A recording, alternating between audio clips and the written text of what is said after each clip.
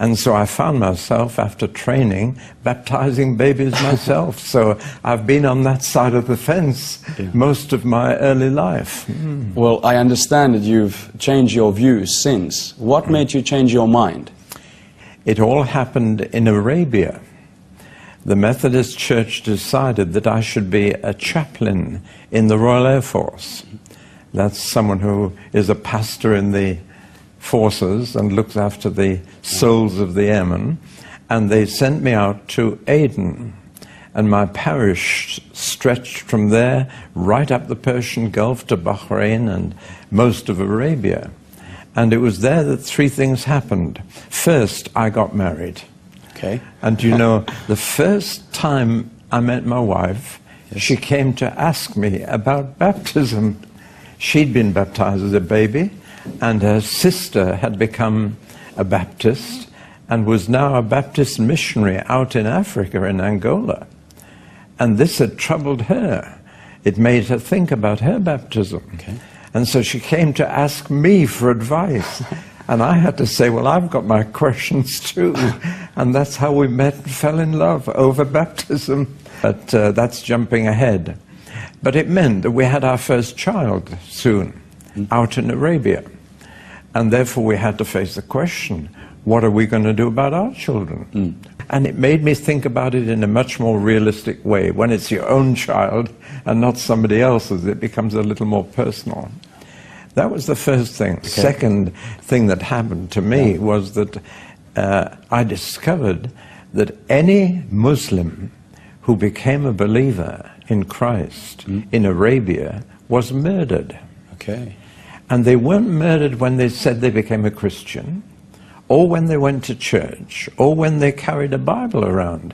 They were, everyone murdered when they were baptized. And I thought, what is it about baptism that the Muslims take so seriously? And I discovered they had a much deeper understanding of baptism than I had. They really saw it as a burial of the past, as the end of an old life. Okay. And so therefore the person who was baptized was now a traitor to Islam, and that of course deserves death. Yes. And then the third thing that happened, I wasn't getting very far with preaching to airmen, to men. I was used to congregations of women and children. And I thought, what can I do to get these men really interested? And I felt the Lord tell me, teach them the Bible. I said, but I do that. He said, no, you don't. You teach them texts, verses of the Bible, bits of the Bible. Yes. He said, I want you to teach them the whole Bible. So I said, I'll take you through the whole Bible from generation to revolution in just 3 months. And I did. And you know, it fired up those men, and they really came alive. They saw the whole picture and not just little bits. Unbelievable. And therefore, because I was asking questions about baptism, I began to study every bit of the Bible about baptism. There's nothing in the Old Testament, so that was easy.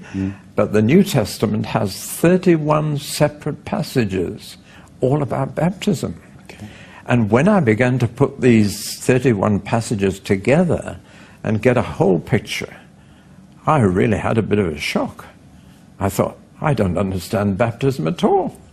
I'd done it, I'd accepted the tradition of the church without question, and I was even practicing the tradition of the church without question.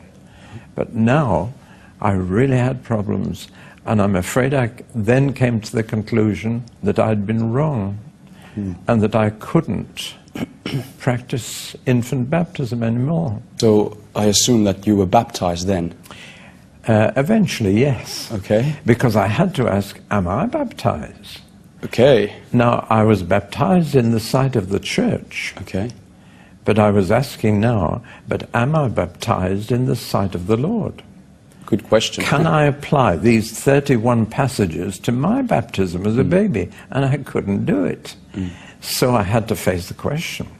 I wasn't baptized again because I don't think baptism can ever be repeated. It's a one-off in the life of every Christian. And really, I had to come to the conclusion that my baptism as a baby was not a New Testament baptism. And therefore, though everybody else said, you're getting baptized again, I said, no, I'm not. I'm getting baptized for the first time. And I want to make that point very strongly, because anybody who wants to be baptized as a believer after being baptized as a baby has to come to the conclusion that it's not a rebaptism or a second baptism, but that the first was not valid, and therefore that the second is the first real baptism. Well, there are quite a change, quite a process for a man who was a Methodist minister. So what did it mean to you, these conclusions that you arrived to? Well, it created a crisis. Can I talk about my baptism first, what it meant to me? Sure, sure. It was in a little church, a Baptist church up in the Pennine Hills in the north of England. A friend of mine said he'd do it, and so I went, and not knowing what to expect or what it would mean, but knowing that my baby baptism meant nothing. Couldn't remember it, didn't think about it. What would this mean? Well, it was an old church, and it had a baptistry pool, which hadn't been used, I think, for a long time, because it was green with mold. And as I went down into the water, down the steps, and saw this green, I had a vision. And I saw only the Jordan River and the Jordan Valley with the green banks either side. And I sensed Jesus had just gone down into the river in front of me, and that I was next. It was an extraordinary vision, and I just felt, I'm following Jesus. And of course, he was baptized at the age of 30 when he went down into the Jordan. And I really had this extraordinary sense that I wasn't in the church at all, and that I was in the Jordan River, and that I was following Jesus and doing what he did.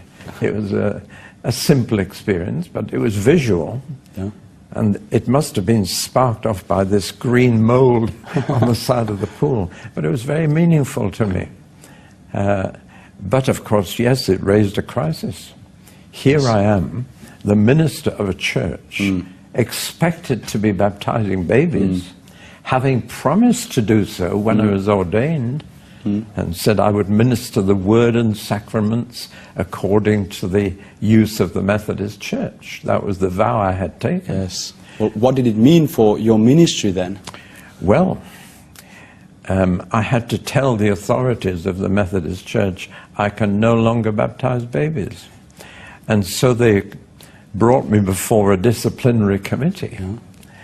It was rather amusing, because on the committee was a professor who had written a book supporting believers' baptism, even though he was a Methodist professor. And the chairman asked me, what have you been reading that has changed your mind? Well, I said, for one thing, I've read this professor's book. And this caused consternation in the committee. I'm sure. The professor blushed. But eventually, they felt they couldn't do anything, that they couldn't kick me out. And so they didn't. They didn't say you can't go on. They said, well, we'll give you a church, and that was it. Except that they said, we'll give you an assistant to do all the baptisms for you. And then your conscience will be happy. Oh, boy. And I said, no. I said, that would be dishonest. That's hard on the assistant. And in any case, I said, I will now be preaching about baptism in a different way. And there'll be a conflict within the church. So I said, I'm afraid I must resign. And they were glad that I'd taken the initiative. I said to my wife when I went home, I said, we're going to lose my job, my pension, and our house. And I have nothing else to offer you. And I'll never forget what she said. She said, David, I want to be married to a man who obeys God. So that was that.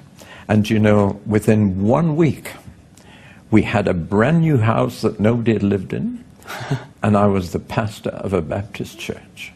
It really is an amazing story. I found out then that my employer was not the church, but the Lord. and that really he was paying me, and he would find me a job.